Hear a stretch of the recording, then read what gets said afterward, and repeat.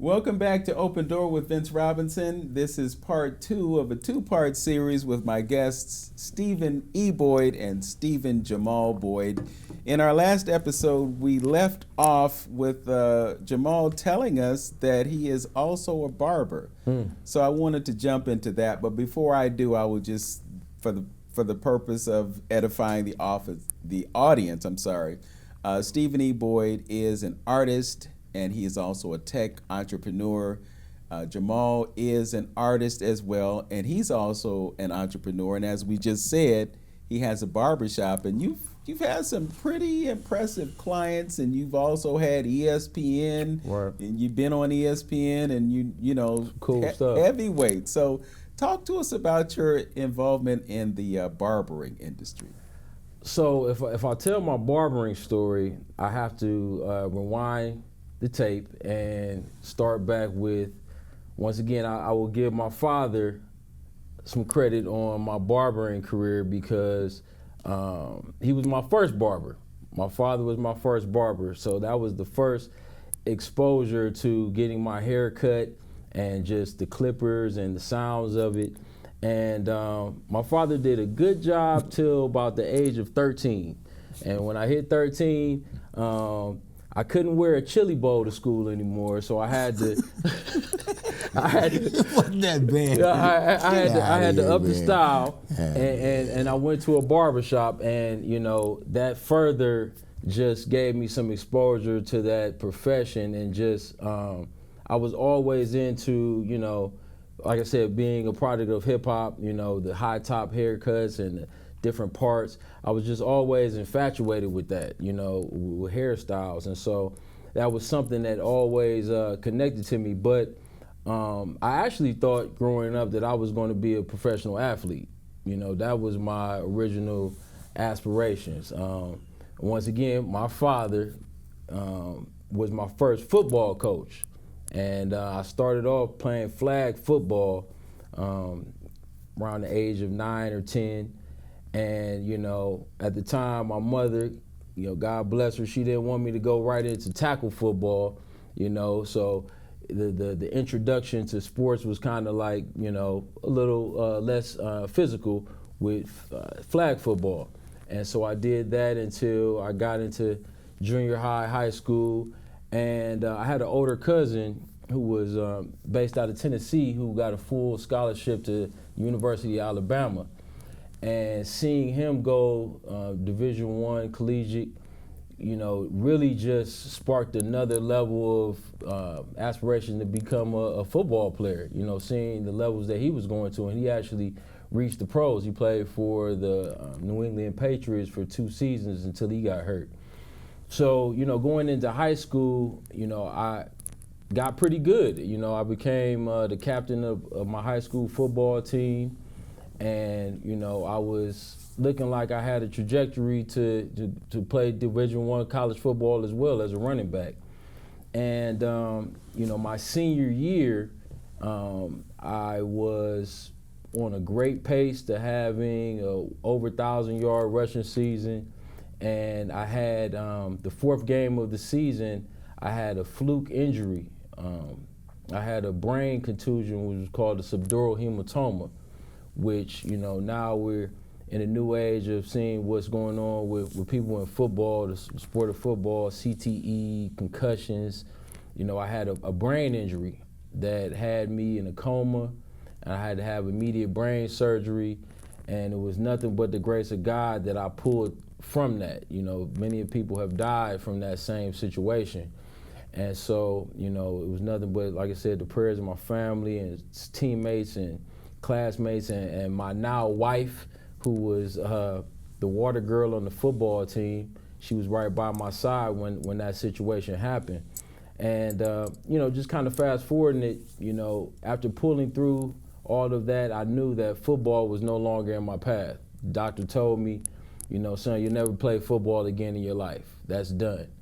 And so at that point, I needed to make a decision. I'm 17, senior year, and about to graduate high school, and I needed to decide what did I want to do with my life. And you know, it was somewhat of a debate at the time because, you know, my parents exposed me to HBCUs and colleges, you know, my whole life. And I even aspired to go to college because of shows like The Different World and, you know, just wanting to go to college. But I had to really, you know, make an honest decision on what I wanted to do with my life that I could see myself doing. And barbering was that thing. You know, I was cutting hair at the school. I was cutting hair at the church. I was cutting hair in my bedroom. Getting paid. And getting paid as a teenager. And so it just made sense for me to kind of go into that path. I remember having an honest conversation with my father about it before I went to barber college and just telling him, you know, I could see myself doing this, you know, and not regretting it and enjoying doing this profession for the rest of my life. And, you know, here we are 21 years later and I'm still doing it. And I've been very blessed as a barber, just with my experiences in the city. I've been at 9 different locations across the city of Cleveland, from the east side to the west side. And my clients have followed me all over. And I was blessed in 2014, after deciding to stay in Cleveland. Me and my wife were thinking about moving to Atlanta at the time because I wanted to, you know, broaden my horizon as a barber and seeing what other avenues I can go down, such as like hair and makeup in movies and, you know, just cutting athletes. And I made a decision after my youngest daughter was born to stay in Cleveland, stay close to my family, let my children be raised around my family. And I made a connection with a brother named JT, and we formed a shop downtown Cleveland called B-Loft Barbershop. And coincidentally, during that same time, LeBron James decided he was bringing his talents back to Cleveland. And so when LeBron came back to Cleveland, he brought his Miami barber back to Cleveland with him, and he goes by the name Slick Nick. He joined our team at the shop that I was at downtown, B-Loft. So with having LeBron James barber in the same shop as I'm at, it brought a world of connections our way. And like I said, I wanted to move to Atlanta to get hair and makeup connections, and God brought those opportunities right here. You know, I worked on a couple of movies that came to Cleveland on the hair and makeup team, a few Nike commercials I was able to do. And then in the great year 2016, when the Cavaliers won the championship, ESPN made their hub at our barbershop. And they did commercials at our barbershop. They did live broadcasting from our barbershop. And so it exploded, you know, the brand for me as a barber, and just brought so many more opportunities my way, you know, just in, you know, hair and makeup. And, you know, I was just so blessed, you know, to be able to do that with those experiences. So the first barbershop that I had, like I said, in 2004 was named Classic Soul Barbershop. And then, you know, we stayed there for about 5 years. And then I went back to, I would be remiss not to name the original shop that I started at, which was Charlene's Barbershop, which turned into Legends Barbershop. And that shop right there was so influential to me as a barber, because it was something like out of the movie Barbershop. We had every character in the shop there, from the old wise barber to me, the young blood, you know. And it was so many great tools that I learned as a barber, professionalism, and, you know, treating my clients like family, and being that therapist for your clients, that, you know, I learned based out of that shop. Yeah. And I wanted to point out a couple of things. First of all, the person who wrote Barbershop was from Cleveland. So, and they said he came in our shop. Okay, so I'm just wondering, we might be able to connect those two things. I've heard he came there. But the other thing that I was curious about, you had the conversation with your father. Your father is a product of education. I'm sure he went to college. He's got that technical mind that he needed to launch the things that he launched, including what he did with George Fraser. So I have to ask you, Stephen E. Boyd, what was that conversation like for you hearing your son say, hey, Dad, I don't think I want to do the college thing? You have to put that kind of issue in the context of what he just spoke to, the accident that occurred, because this was his senior year when all these decisions were getting made. I mean, you have to understand, I got Ohio State and Michigan, contacting the house about this cat for football, because him and Roy Hall were just changing the world over there at Brush High School. There's no doubt about it. And so, and then he didn't intimate that, there was some talk about him being an attorney. He thought about that. He also thought about a couple other things, which are proprietary kind of ideas I won't bring up. So because barbering was the only thing he not only loved and cherished, it's the only thing he ever got in trouble for, too. Because that school called me one time and said, and me and his mother on the advisory board for the high school, the principal calls and says, Steve, you got to get up here to the school. We just got to talk. I said, Joe, what's the problem? He said, just come on up, please. He says, we got a problem with Jamal. I said, what do you mean you got a problem with Jamal? Well, it's nothing big, nothing. It's just that we've asked him a couple of times not to cut hair down in the gym. Mm-hmm. He said, but he just can't seem to stop. And so what are you going to do about it? So, the thing about it is, this passion for cutting hair is it's deep, and I don't look at it as a regular trade, because there are barbers of note in our family. I mean, barbering is one of those professions in the black community that is just stellar in terms of it being a linchpin for keeping community happening, and to be a counselor and to be a helper and a networker. The barber, the beautician, the people who are on the funeral homes, other kinds of professions on that level, but particularly barbering and hair, because hair is just critical to us. It takes a certain kind of person to do that and do that well. So I knew his passion was going to be there, from the way he felt he needed to make sure the hip-hop generation was represented in their thought. He probably fired me as a barber because I just wouldn't cut in one part too many. He wanted that part going around his head. Cut it up like this, Dad. Then bring it back down like this. And then cut it around like that. I wasn't doing all that. I was supposed to give you a little part inside, and that's it. That's all I do. So, that's the statement. That each generation makes its own statement. So when he decided to take on that profession, both his mother and I, the thought about you won't get to go to college was not something we would lay on him or put on him, even though, we'd like to see it if necessary. And he still has pursued it, even though he's been such an entrepreneurial barber.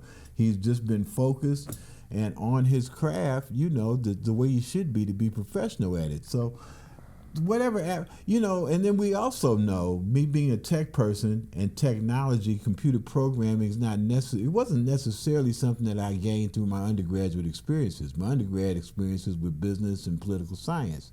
But technology I got into as a vocation.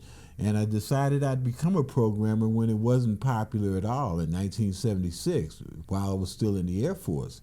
And it's a trade.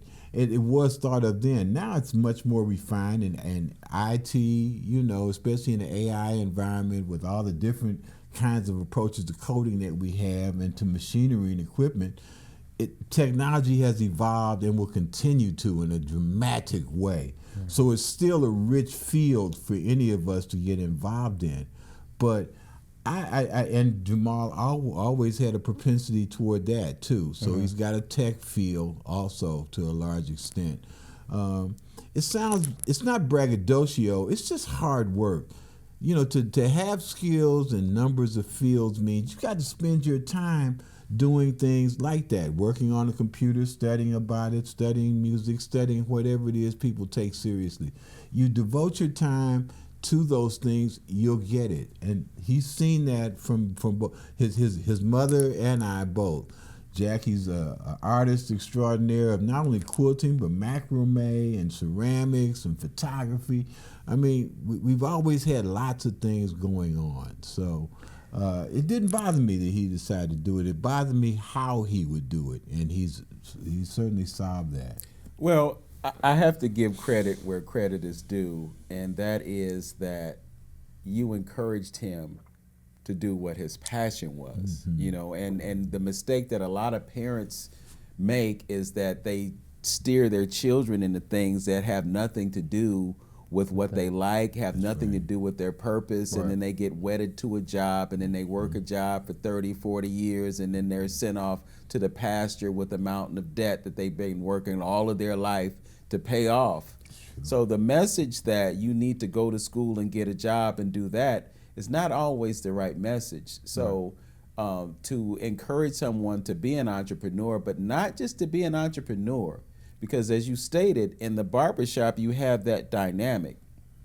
I got my hair cut today, okay? I went to the barbershop and I was a counselor for the barber because the barber was sharing with me certain things that he was dealing with. But I also know that being the barber, that person is sitting in their chair, in your chair, and they're telling you the things that are going on in their lives. Absolutely. And so you can be a listener.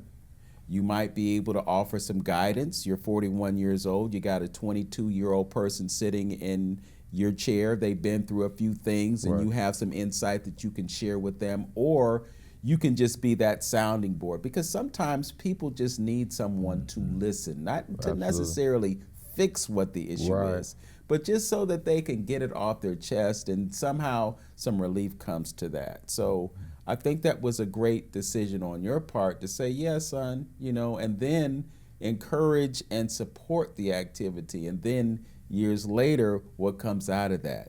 You've got a son who's had these successful barbershops. He's had LeBron James sitting in a chair in his shop. How many barbers in Cleveland can say that? But then on top of that, you guys have actually collaborated as musicians, and that's what I want to get to. I watched a music video that you were responsible for in part, and his group was involved in, and it had a beautiful music soundtrack. It was a music video. I don't know that it ever has seen the light that it should see, Not yet. but the potential is there. So talk about, for you, what it's been like to work with your father as an artist. Well, and I was going to give my father and mother, but my father some credit as well related to the influence of being an entrepreneur. In the year of 1992, you know, seeing my father step out on faith and go into business for himself when I was 10 years old, it was so impactful. And I just wanted to close that segment off by saying my piece on that related to just how influential it was to see, you know, my father being in business for himself in '92.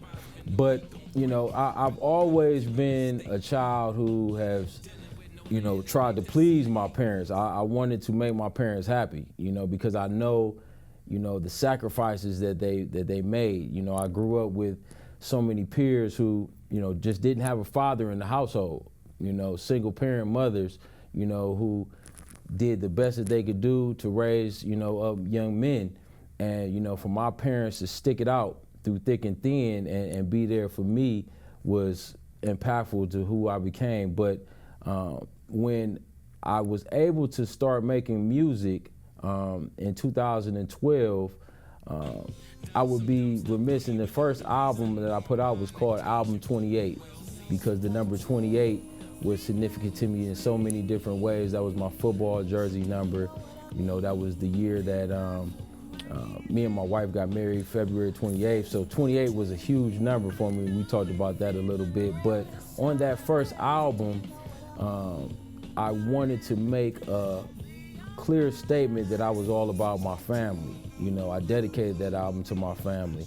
And so I was blessed to be able to have my wife, my mother, my daughters, and my father participate on that first album. And my father has been on at least 4 of 5 projects that I've done. So I've always been eager to be able to collaborate with my father. You know, his musical gifts are, you know, just, you know, it's obvious. You know, his singing approach to jazz and soul and funk and gospel has always been there in my ear.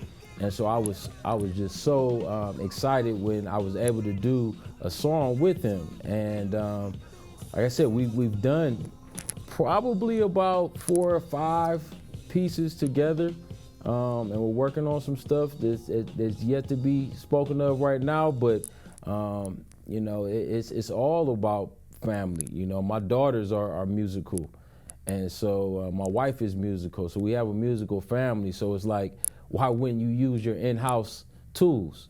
You know, I don't have to go else to find, you know, the vocal gifts that I need. You know, they're right here in-house. And so, yeah, me and my father have been able to do some beautiful music together, and looking forward to more music. Mm-hmm. As I'm listening to you, I'm thinking about a shared experience that you all have had, and it's an experience that most of us living in the diaspora have not had. You mentioned Mali Yetu. So I know that both of you have been to the continent of Africa, and I know, Steve, you've probably been multiple times. Can you talk about the importance of that visit for you as a young person? So in 1995, I believe it was 1995, was when Mali Yetu took their first trip to Ghana, Accra. And I was 13 at the time, and you know, so much of it, I honestly will say I took for granted at the age of 13, you know, to be in the castles that the slaves were held before they took that Middle Passage. We had a village that, man, had such a beautiful celebration for us when we came. We played soccer against the youth who were in Africa. We had pen pals with them, and then we were able to play them in basketball, which we handled our business. But in soccer, listen, it's another level of talent. I'll just say that. Barefooted, they kicked our behind. But it was such a beautiful, you know, experience to be over there for the first time with my mother and father. And the group that went over there, I know to this day, it's impact them, you know, on how they conduct themselves in life, and, you know, just what they were able to see connecting back over there in Africa.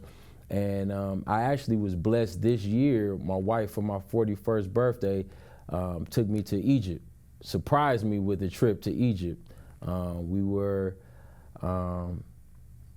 there for 7 days, and you know, that trip was just as impactful, to be able to see the pyramids in real time. And so I look forward to going back over there. But Mali Yetu, taking the youth over there, and I believe they went back a few years later to Tanzania. They went a group back to Tanzania, and I believe they went to Tanzania twice, I believe. But those trips to Africa were beautiful, you know, beautiful. You know, I heard about your trip to Egypt. I think your father told me that it was going to be a surprise to you, but I never really heard about the aftermath. Oh, my goodness. What was it like for you? Well, like I said, a long story short, my wife had kind of fooled me into thinking that we weren't going to take an overseas trip because she couldn't find her passport at the time. And she took an impromptu trip to Detroit, got the same day passport, and made it back. Now, on the day of us leaving, I'm thinking we were still going somewhere in the United States. I'm thinking maybe New Orleans, Houston, but we get to the airport, and she has me pull this card showing me where we were about to go, and it said Egypt, and I about passed out. I couldn't believe it, because it was something that I had been dreaming of, seeing the pyramids in person since a child. And so at first sight of the pyramids of Giza, I cried.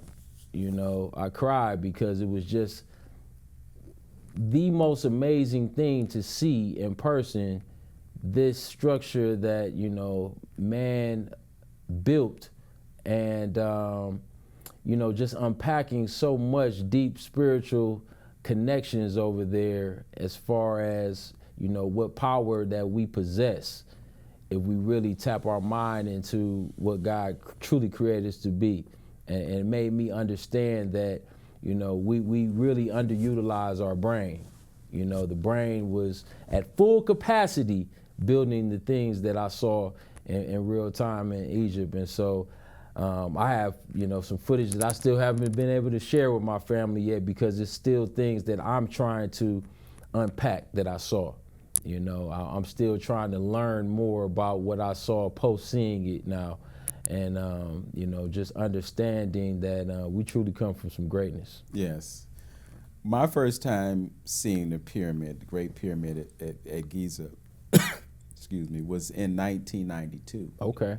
And I was driving, and I'm driving up one desert highway, and I look up and I see it. I see the top of it. And when I saw it, my reaction wasn't tears, but I had just goose pimples. Mm-hmm. I've never experienced anything like that in life before.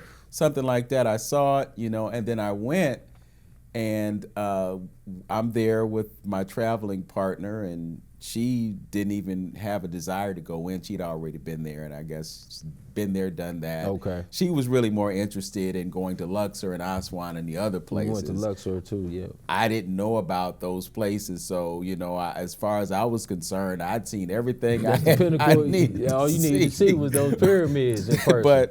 But it really was a transformative experience, and I'm glad that you expressed it in the way that you have. I also know this about your father. He is very much connected to our culture through Africa, and I know that he is very much an advocate for rites of passage and those types of programs that give us an awareness of who we are. Yes. And what we're supposed to do.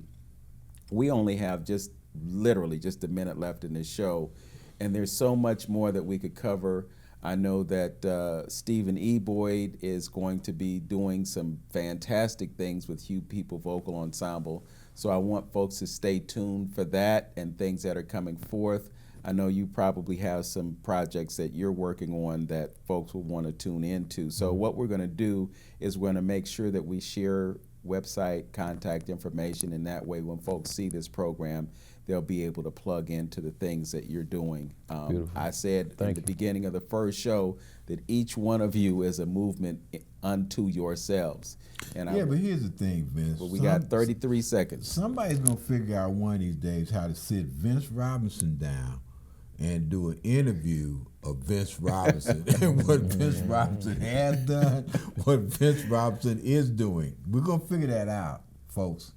Well, it's happened a couple of times. I was blessed to have an article written about me in Signal Cleveland, and I was very flattered. But it's just rewarding for me to be able to have conversations with folks like you, so I can share your stories with the world. So thank you, Vince. Thank you so much. Appreciate you. We appreciate you. All right. Thank you for being our guests on Open Door, and thank you for joining us. As always, know yourself, love yourself, be yourself.